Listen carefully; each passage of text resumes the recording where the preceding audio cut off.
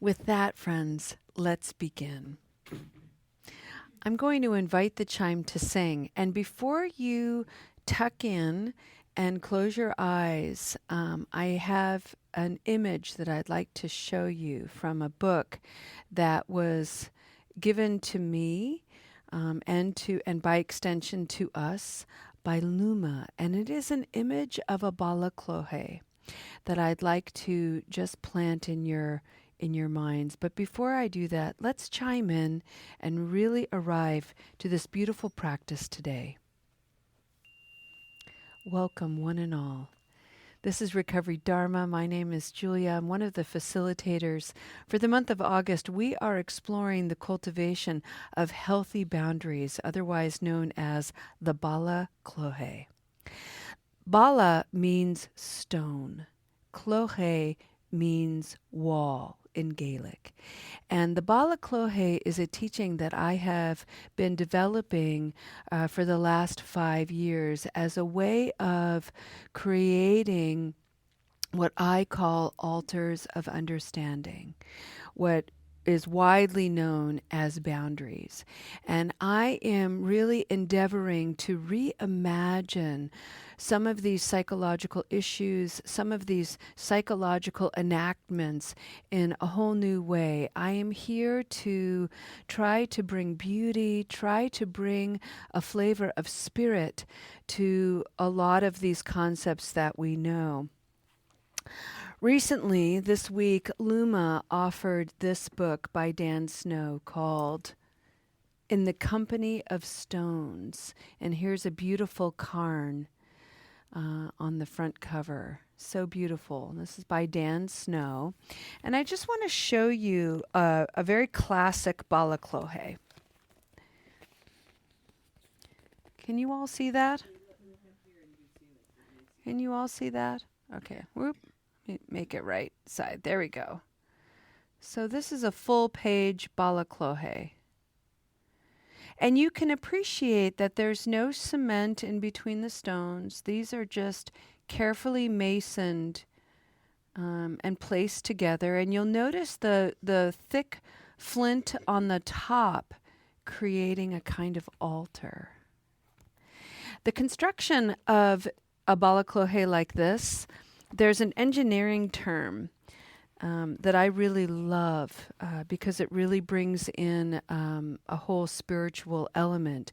And that is the stones are balanced together and they support one another. And the engineering term is they sister one another.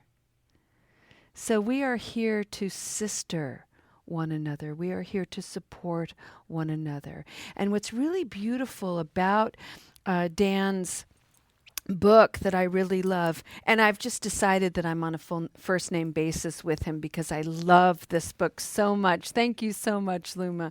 I just love it. So Dan and I, we are brothers and sisters already.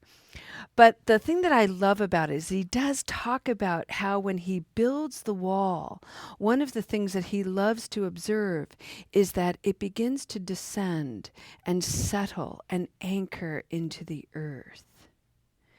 And the stones move. Sometimes they collapse a little bit and they settle in. So that's the image today. The balaclohe, the frame around your life. I want to invite you all to come into an inward gaze, settle into the body. See if you can imagine your body as maybe a pillar, a column of stones, sistering one another, settling into the gentle embrace of the soft, receptive earth.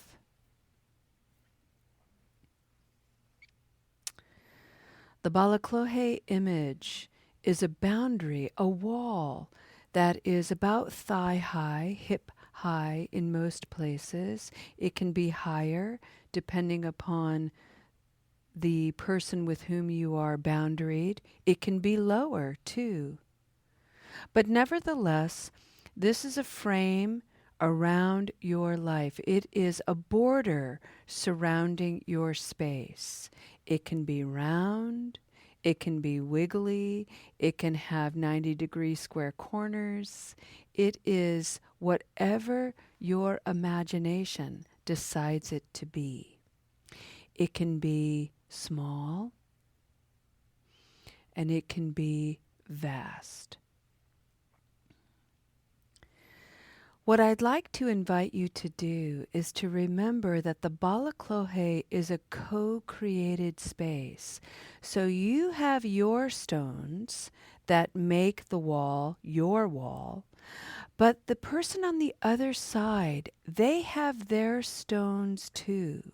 So those two sets of stones build the Bala Clohe. They build its width. And on top is that plate of stone serving as an altar. I call it an altar of understanding. Because when we are truly boundaried with someone in a healthy way, at least we're endeavoring to address dysfunction and really bring functionality, health, wisdom, curiosity, all those virtues that really feed and nurture health and well-being. It becomes a sacred place. We are boundaried with someone that we want to understand. And we are boundaried with someone we trust in being understood. That is the spirit of this space. This week we've been talking about stones of emotion and action. And these are the stones that go into your wall. So you may see dotted along your border and around your border all of your emotions. And this includes the virtuous emotions and the non-virtuous emotions. Everything together makes the whole of you, and by extension, the whole of this wall. If we were to endeavor to build a wall only of our positive qualities, I guarantee you it would be a weak wall. Because sometimes we need the grit and the edge of some of our more prickly, piercing qualities. Things that we judge to be negative, and maybe they are, but they nevertheless are important. And we get to determine how we act on those emotions, on those feelings, on those virtues. If we have a quality within us that we judge to be negative, then we can put it in the wall and it becomes a reminder of how we want to act on that. Do we want to act with negativity? Do we want to try to transform it somehow? Or do we want to simply take a posture of neutrality and say, yeah, you know, when my anger gets really hot and righteous, I can become incredibly unskillful in my speech. I'm speaking about myself. And so I have in my Bala Clohe several stones that mean anger. And they serve as a reminder to me to pause. It's not about getting rid of my anger. It's not about taking out that stone and tossing it somewhere. It's about noticing it, touching it, and going, oh yeah, anger lives in me. And it manifests in all kinds of ways, but I want to try to learn from it. I want to try to understand it well enough that my actions become less harming, particularly toward the people with whom I'm boundaried.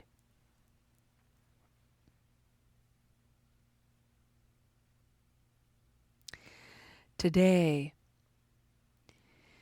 I'd like to bring forward another image on the building of this Bala Clohe.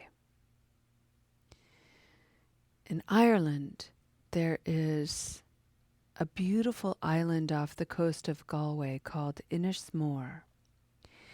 And all over this island. It's such a curious place. It's almost like being in a black and white photograph. There's very little color. There's some color, but it's mostly this limestone landscape. It's very black and white and a lot of gray. And all over this island are these little balaclohes, these little paddocks, framed spaces that families have tended to for generations. And they are made from the stones within the paddocks, within these spaces. The little stones become unearthed over time, and the stones are picked up and they're put into the wall, patched, replaced, expanded. And they've been going on and building these things for thousands of years. Today, I would like to invite you into your space, your boundaried sanctuary. It doesn't matter what the person with whom you are boundaried is doing. Your focus is to come into your space, nice and settled, grounded, and start noticing the little stones that are starting to emerge from the earth. There is going to be one I'm going to ask you to really gaze upon. But before I do, I want to impart this perspective. And that is that when we are in our space, our boundaried space, please notice that it is wide open space. The roof of your balaclohe, your framed boundaried space, is the cosmos itself. And so I'm inviting you into this macro view as a way of bringing forward an awareness that everything that is emerging in your life has been evolving and happening since beginningless time. Your ancestors live in your DNA.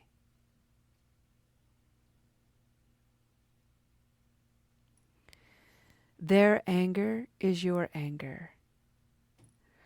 My mother's joy is my joy. My grandmother's joy is mine. Her grandmother's sorrow lives in me. This in some ways is how I like to think of karma, where I'm carrying the legacy of my ancestors and I am able to bring it into this moment. I am able to see, to awaken to that legacy of heart-filled joy and heartache. I'm able to see the legacy of violence and hostility, confusion and aggression. And it's littered in the stones all around me. And I, as a spiritual practitioner, can pick up those stones, identify them, and build beautiful sistered boundaries. Why? Because I am here to arrest the perpetuation of confusion and ignorance and to open to the limitlessness of love and kindness. And so as I shelter under this infinite gaze of the cosmos, I am delighted in this reverent look, this reverent gaze that's been going on since beginningless time.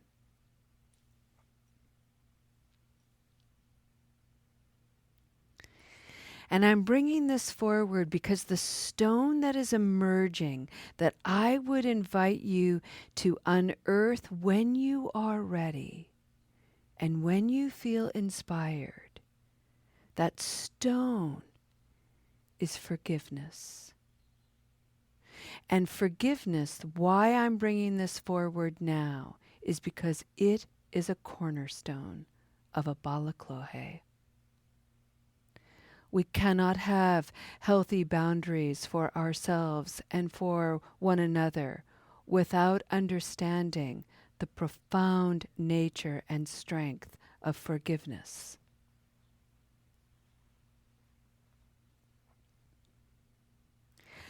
I bring this forward in the context of a divine gaze, an infinite look, because the nature of love is sistered with forgiveness. And we are here to learn about that, not love because people do nice things for us, not love because people are conforming to our way of being. We are here to learn about love in the context of someone simply exists. I have a precious human life. You have a precious human life. That existence is fertile soil to cultivate love. And for me, this is really, really difficult because there are so many people that I'm not super thrilled about that are existing. And I'm like, ugh, why do they why do they exist? Ick. Wouldn't life be better if they didn't? You know, I actually have those thoughts. It's terrible. And those thoughts exist in my mind stream connected to, I believe, my ancestral legacy. I have that capacity for violence and disgust and aggression. That's been living in my mind stream for thousands and thousands of years. But I, in this moment, have this opportunity, for who knows what mysterious reasons, to be able to look at it and to recognize up in the cosmos, when I look up at the cosmos, this life has been unfolding and unfurling for billions of years. Who am I in this blink of an eye life to judge the merit of someone's existence? And I do all the time.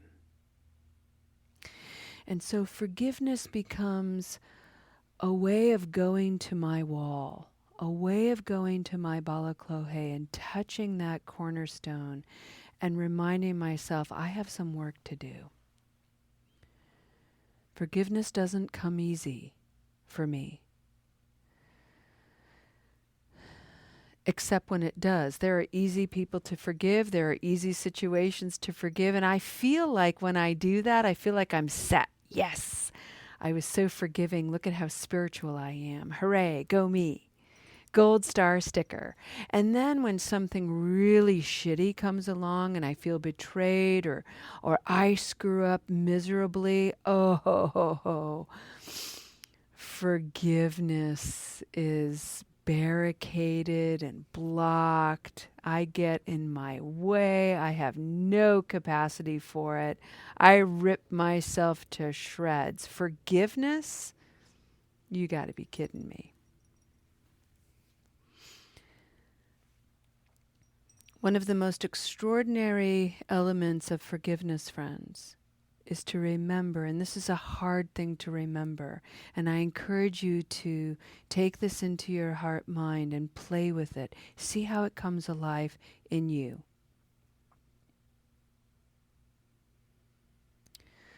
The capacity to forgive others reflects the capacity to forgive ourselves. Ooh, sorry. It hurts. So we have work to do. I have work to do. The capacity to forgive others reflects the capacity to forgive ourselves. It is a cornerstone on the balaklohe. And when we come to forgiveness, we come to it with a great deal of pause and presence. Don't forget beauty and wonder, Look at this stone. This stone has been around for millions of years, and you're about to pick it up and put it in your balaclava.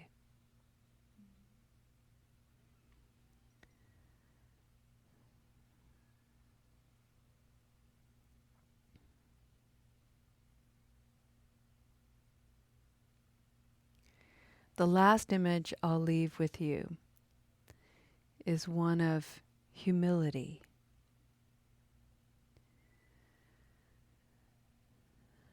When we seek forgiveness from others, or when others seek forgiveness from us, look at the posture that people typically take. It's usually a bow. The gaze is downward, grounding at the earth. The crown chakra is up, usually pointed slightly at another person's heart. That's the angle. And the person who is being asked to forgive, what is a very common response? For a lot of people, it is to touch the top of someone's head. I forgive you. This enacts the crown chakra. It is the divine opening. It is the connection to the mystery that connects us all. And we probably do this posture completely unconsciously, but think about it.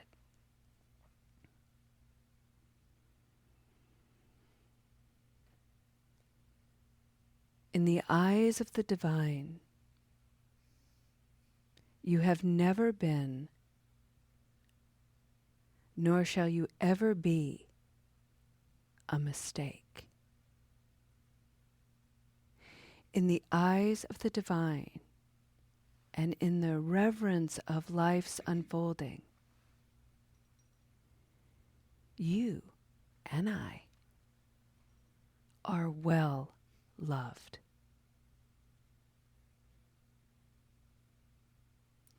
In the space of this balaclava, the space of your life, please try to receive this.